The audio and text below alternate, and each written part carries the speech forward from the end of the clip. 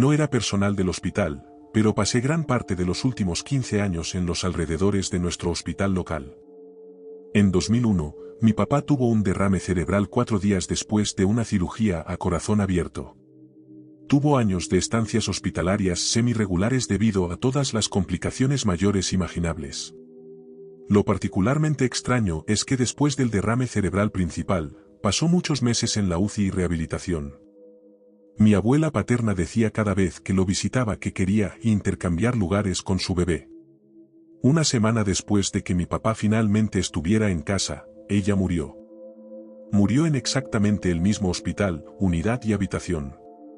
Sin relación con mi papá, durante una de sus estancias en el hospital, mi madre y yo nos fuimos en medio de la noche.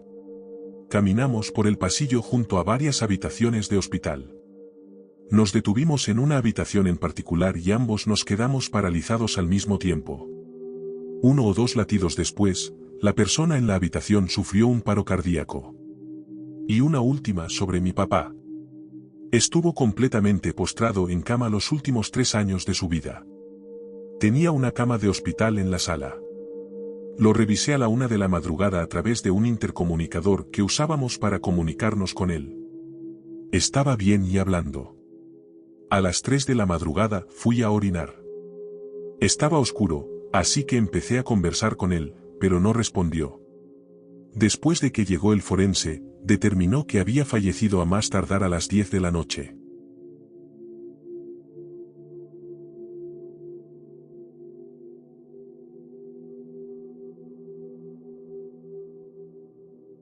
Solía trabajar en la farmacia que estaba en el sótano. También trabajaba en el tercer turno.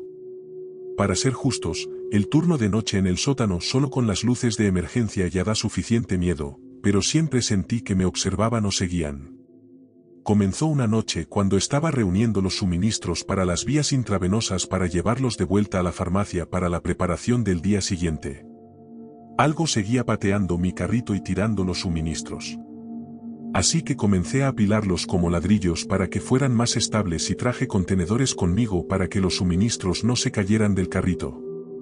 Una noche, reuní los suministros, los llevé de vuelta a nuestra sala de soluciones intravenosas y comencé a guardarlos cuando el carrito salió volando por la habitación, esparciendo todo. Luego, desde los contenedores donde estaba colocando los nuevos suministros, las cosas comenzaron a volar directamente hacia mí.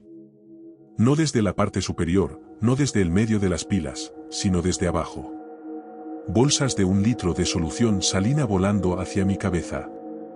Después de como la 10ª bolsa, simplemente grité «basta», y se detuvo. Recogí lo que se cayó y comencé a reorganizar las cosas cuando vi que el carrito desde el que estaba trabajando volvía rodando hacia mí.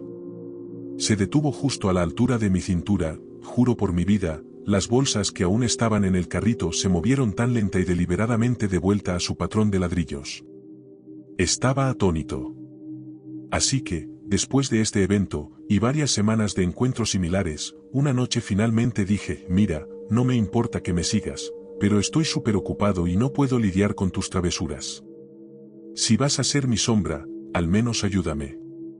Durante el resto de la noche, cada vez que iba a presionar el botón del ascensor, se iluminaba frente a mí.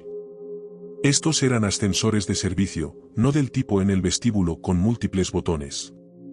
Después de eso, cada vez que perdía algo, ya fuera un bolígrafo, un marcador, un sello para mis iniciales, una bolsa de medicamentos, siempre reaparecía en cierto lugar en un estante en nuestra área de preparación. Rara vez usaba esa área en el tercer turno, pero juro que todo lo que tenía que hacer era preguntar dónde estaba y en 10 minutos estaría en el mismo lugar exacto cada vez. Dejé ese hospital después de 2 años y de camino a casa después de mi último turno, algo sucedió que hasta el día de hoy creo que me salvó la vida. Me iba cuando salía el sol. Estaba conduciendo a casa y mi radio se apagó inesperadamente. Era un Focus 2013, y esto nunca había sucedido, así que mientras estaba manipulando los controles, en una fracción de segundo, el sol me golpeó en la cara, la radio se encendió a todo volumen, lo que me asustó, y frené de golpe. Cuando levanté la vista, estaba a centímetros de una camioneta SUV detenida en medio de la carretera con las luces de emergencia parpadeando.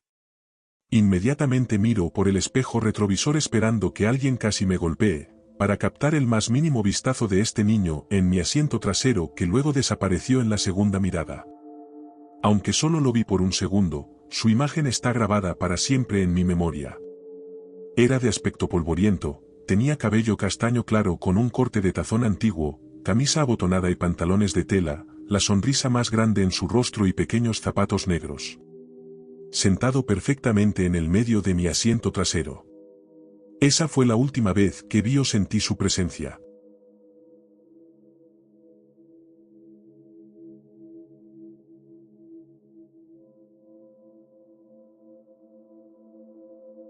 Soy enfermero registrado en un departamento de emergencias rural de tamaño pequeño a mediano, y llevo unos 4 años en este trabajo. Uno de los mayores desafíos que hemos enfrentado es la prevalencia del abuso de drogas y las enfermedades mentales. Vivo en una ciudad de tamaño medio, ni muy grande ni muy pequeña, rodeada de campos de cultivo y pueblos chicos. Dado el tamaño de mi ciudad, atendemos muchos casos de abuso de sustancias, principalmente inducidos por metanfetaminas, o meta, como le dicen en la calle. Y aquí va mi anuncio de servicio público: por el amor de Diosito, no consuman meta bajo ninguna circunstancia. Les destruirá la vida por completo. Algo que la gente no entiende es que el consumo de drogas puede desencadenar enfermedades mentales. A menudo es como la historia del huevo y la gallina, si la enfermedad mental vino primero o si las drogas la causaron. Una noche, llamaron a nuestro equipo local de paramédicos por una persona que estaba sufriendo un brote psicótico inducido por drogas. Trajeron al paciente a nuestra área de contención psiquiátrica, escoltado tanto por paramédicos como por policías locales. En el momento en que lo vi, supe que estaba en plena psicosis. Tendría entre 40 y 50 y tantos años, descuidado, con canas, sin afeitar y vestido con ropa sucia y hecha jirones. Parecía la imagen clásica de un loco indigente de película. Estaba extremadamente paranoico y verbalmente hostil, convencido de que intentábamos lastimarlo. Intentamos calmar la situación sin sujetarlo, pero quedó claro que no funcionaría. Hablé con el doctor y acordamos darle una inyección de un antipsicótico. Preparé la jeringa y volví al área de psiquiatría. Cuando entré, ya había varias personas con él en la sala, algunos compañeros de enfermería, seguridad del hospital y al menos 3 o 4 policías. El paciente se había calmado un poco desde la última vez que lo vi, pero aún necesitaba la inyección para relajarse por completo. Cuando me acerqué a él con la jeringa, volvió a ponerse paranoico. Después de calmarlo un poco más, me preparé para ponerle la inyección en el hombro derecho. Le levanté la manga de la camisa, limpié el sitio de inyección y agarré el músculo mientras él hablaba con uno de los oficiales. Le hice la cuenta regresiva habitual de 1, 2, 3, y le clavé la aguja en el hombro. Ahora, una nota rápida sobre mi técnica. Sujeto la jeringa como un dardo cuando la inserto. Una vez que la aguja está dentro, cambio mi agarre para sujetarla entre los dedos índice y medio, como un cigarrillo, para que mi pulgar quede libre para empujar el émbolo. Desafortunadamente, justo cuando estaba cambiando mi agarre, el paciente se asustó. Miró la jeringa en su brazo y entró en pánico, alejándose de mí de un tirón. La jeringa se quedó en su brazo mientras se movía, y luego se la arrancó con la mano izquierda y se vino hacia mí, blandiendo la aguja como un arma. Los policías reaccionaron de inmediato, y uno de ellos gritó, "aguja", como una forma de alertar a todos en la sala. El impulso del paciente lo llevó hacia mí, y aunque intenté apartarme, sentí un impacto en mi muslo izquierdo. La jeringa y la aguja cayeron al suelo, y vi que la aguja estaba doblada. Para entonces, todos estaban encima del paciente, forcejeando para sujetarlo mientras él gritaba a todo pulmón. Rápidamente agarré la aguja y la jeringa para quitarlas del medio. Mientras procesaba lo que acababa de pasar, empecé a entrar en pánico. ¿Me habría pinchado la aguja? La idea de qué enfermedades podría tener este hombre me aterrorizaba. Corrí al baño a revisarme la pierna, para mi inmenso alivio, no encontré ninguna herida. Lo único que se me ocurre es que la aguja golpeó un paquete de goma de mascar que tenía en el bolsillo en ese momento. Si Didi necesita alguna vez un vocero, estoy disponible. Después de que la situación estuvo bajo control, un oficial de policía me preguntó si quería presentar cargos contra el paciente. Al principio dije que no porque me daba lástima, era evidente que tenía una enfermedad mental y no estaba completamente en control de sus acciones. Pero a medida que avanzaba el turno, mis sentimientos cambiaron. ¿Por qué debería dejarlo libre de culpa por atacarme solo porque estaba drogado con meta? ¿Por qué debería soportar la ansiedad y la inquietud que me produjo este incidente por el resto de mi carrera? Finalmente volví a llamar al oficial y decidí presentar cargos. Pero 2 años después, no ha pasado nada porque se dictaminó que el paciente no estaba en sus cabales. Una vez más, les ruego a todos, por favor no consuman meta. Arruina vidas.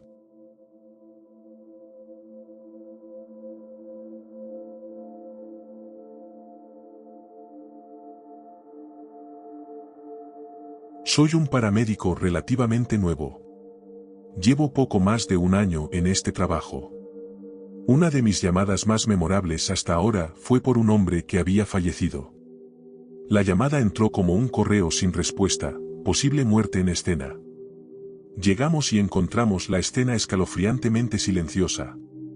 La esposa del hombre estaba en la puerta, claramente angustiada pero no histérica. Nos guió a su pequeño dormitorio, donde el paciente yacía boca arriba en la cama. El hombre parecía llevar muerto un buen rato. Su piel estaba cenicienta, la boca entreabierta y había un olor inconfundible a descomposición llenando la habitación.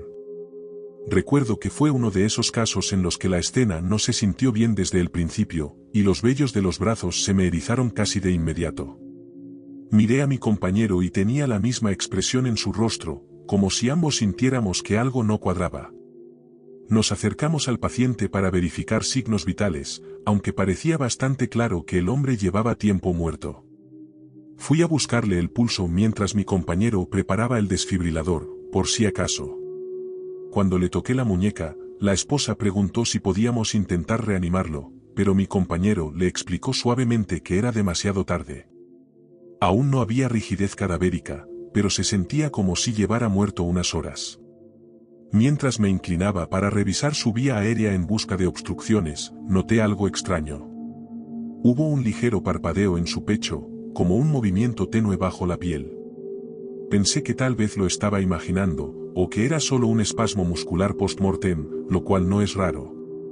Mi compañero también lo notó, pero ambos restamos importancia.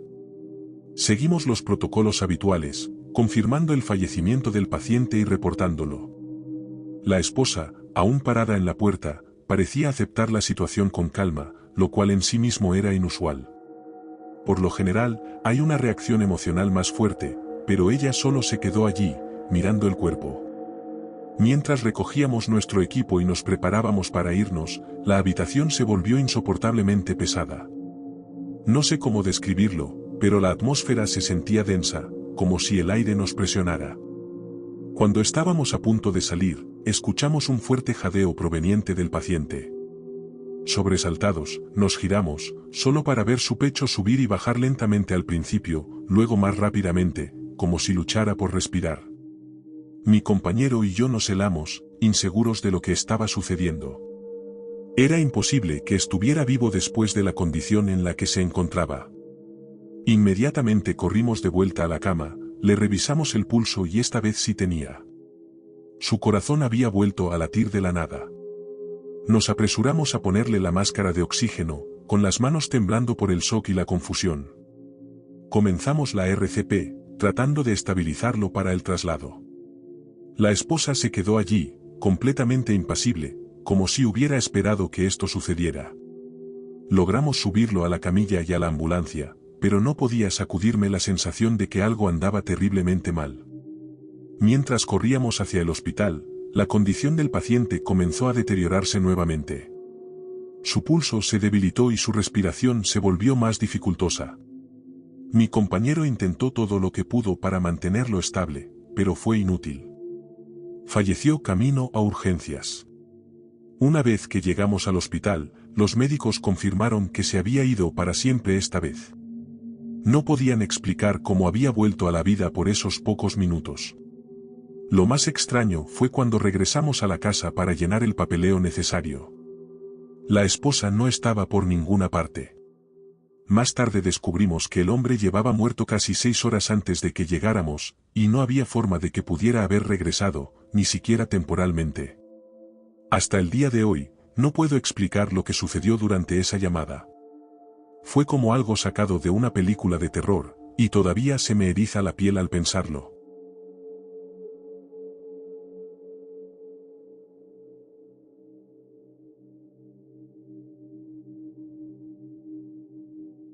Soy enfermero psiquiátrico registrado.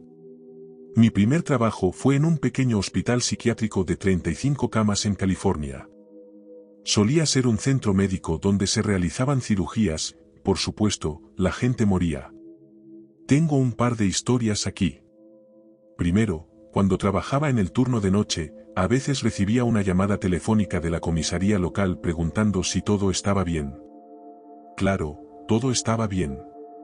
Todos los pacientes dormían y era una noche normal. Entonces la policía decía que habían recibido una llamada al 911 desde nuestro hospital y la extensión desde donde se hacía la llamada era el cuarto de manualidades, nadie entra ahí por la noche, ni siquiera el personal. Siempre ha tenido un ambiente espeluznante y antes era donde se hacían las cirugías. La persona que llamaba, identificándose como Setane, pedía ayuda. Esto ocurría aproximadamente una vez al mes más o menos. El turno de noche no tenía mucho personal, así que como supervisor, sabía dónde estaba todo mi personal porque yo era quien les ayudaba a tomar descansos.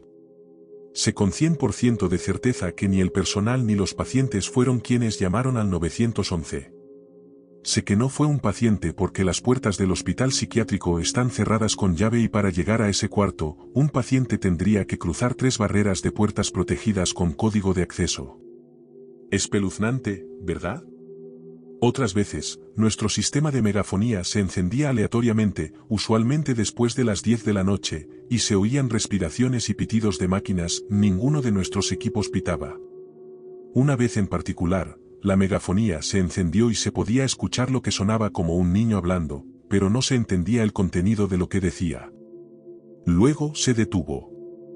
Luego comenzó de nuevo y entonces se podía oír lo que sonaba como una llamada saliente reproduciéndose a través de la megafonía. Esto era imposible de hacer porque para activar la megafonía, se levanta un teléfono y se marca el 77. Una vez que haces eso, pierdes el tono de marcado y no puedes hacer una llamada saliente.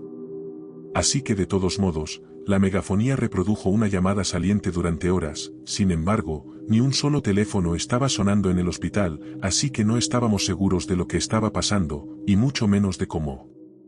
Finalmente se detuvo alrededor de las 6 de la mañana y nuestros pacientes estaban furiosos. Imagínense tratar de conciliar el sueño con eso. Hasta el día de hoy, nadie supo cómo sucedió y el técnico que llamamos en ese momento pensó que le estábamos tomando el pelo. Eso es todo lo que tengo. Me fui en 2014. Un año antes de irme, un paciente se había suicidado con éxito y murió justo delante de mí mientras intentábamos RCP. Se había ahorcado en su habitación y me pregunto si su fantasma todavía vaga por esos pasillos.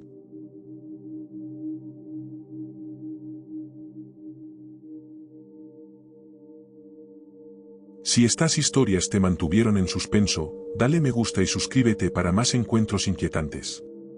Activa las notificaciones porque no querrás perderte lo que viene a continuación. Mantente a salvo, mantente alerta y recuerda. Gracias por escuchar, y nos vemos en la próxima noche.